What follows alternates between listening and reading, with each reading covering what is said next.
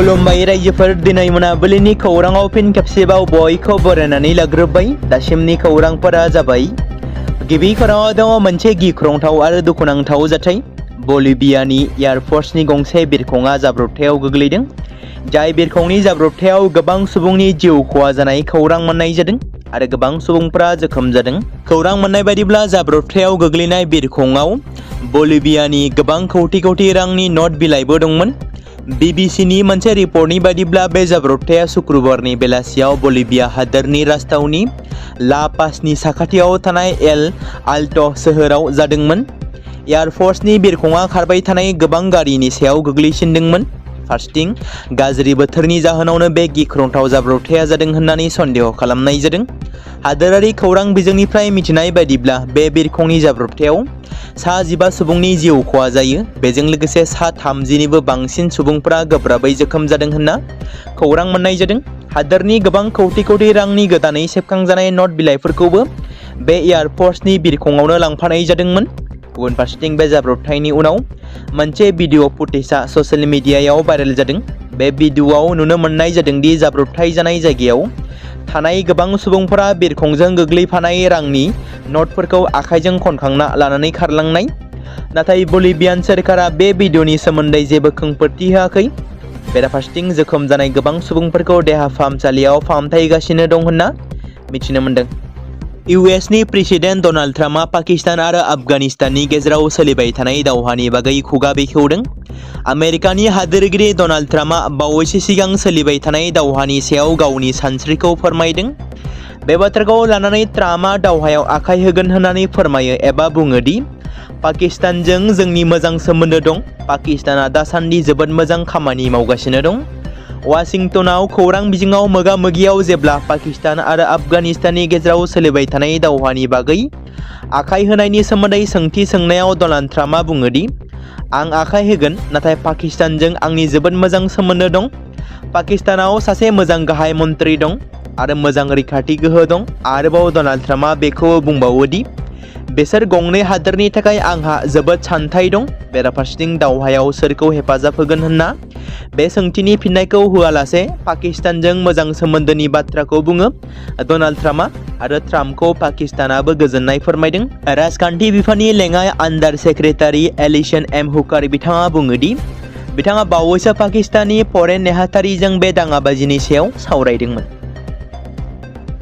भारत हादोरनि all-rounder cricketer हार्दिक पान्ड्याया बृहस्पतिबाराव चेन्नाईनि MA. Chidambaram स्टेडियामाव जिम्बाब्वेनि हेंथायै T20 बुहुम कापनि सुपार 8 राउन्डआव जोबोद मोजां गेलेनानै दिन्थिफुंनो हादों।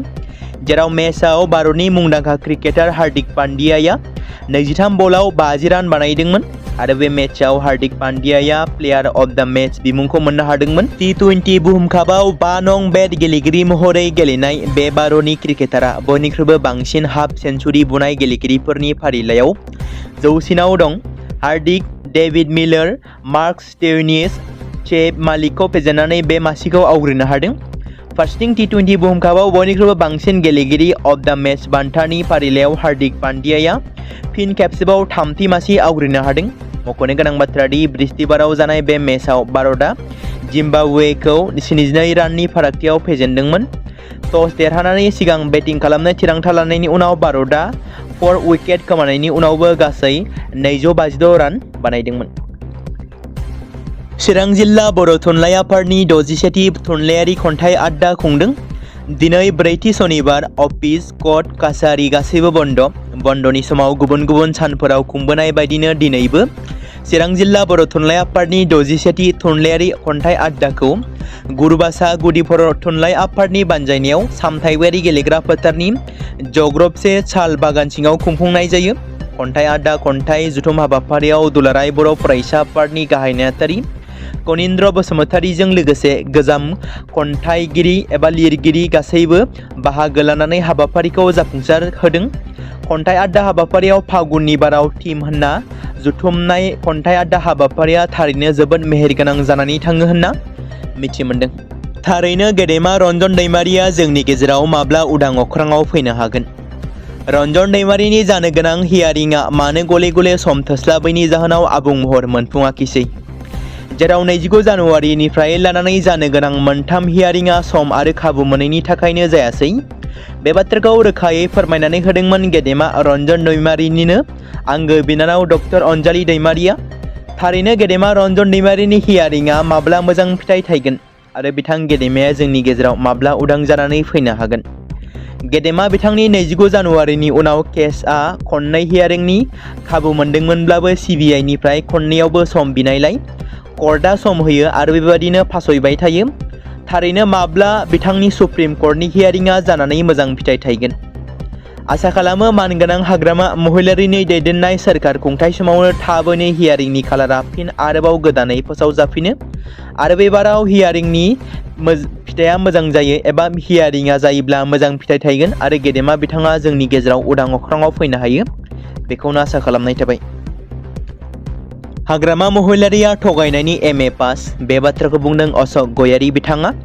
मख'नो गोनांदि BPF दोलोआ आनइमप्लयडनि मुङाव मोनसे नखरावनो 5 सोद्रोमाफोरनो 2 लाख रांनि चेक राननानै होनायनि सायाव UPPL इउथ सेलनि नेहाथारि अशोक गयारीनि खौरांगिरि मेल लानायखौ नुनो मोन्दों, जेराव बिथाङा अजद दैखांनानै बाथ्रा बुंदों। आथिखालाव BPF दोलोआ आनइमप्लयड एबा लाइमोनफोरनो 2 लाख रां होनायनि मुङाव गोबां सुबुंफोरा नखरैनो मोननायखौ लानानै बाथ्रा बुंथिदों, जेराव समाजारि बिजोङाव गोसारबाय थानायखौ नुनो मोन्दों, जेराव चेक मोनगिरि बिजाथिफोरनि मुंफोरखौ फोसावनाय जादों, जेराव रेबिद नार्जारी मुंनि नखरनिफ्राय गासै 5 सुबुंफोरा मोननो हादों। मिथिनो मोननाय बादिब्ला एबा समाजारि बिजोङाव गोसारनायखौ नुनो मोननाय जादों दि जेराव रेबिद नार्जारीनि नखरनिफ्राय मोननो हादों। रेबिद नार्जारी जाय बिनि हिन्जाव रिपा नार्जारी बिथाङाबो मोननो हादों। बेबायदिनो सानसुलि मोसाहारी, देमग्लाय बसुमतारी, सोमदोन नार्जारी गासै बिथांमोना नखरैनो मोननो हादों आरो बेबायदिनो जयदेब अधिकारी मुंनि नखरनिफ्रायबो मोननो हादों। जयदेब अधिकारी बेयो गाव आरो बिनि उनाव बिनि हिन्जाव एबा बिसिया मोननो हादों बासन्ती अधिकारी, जिन्तु राय, सुग्रीब बर्मन, हेम प्रभा राजबंशी, बिश्वजित राय बिथांमोना नखरैनो 6 सुबुंफोरा रांखौ मोननो हादों।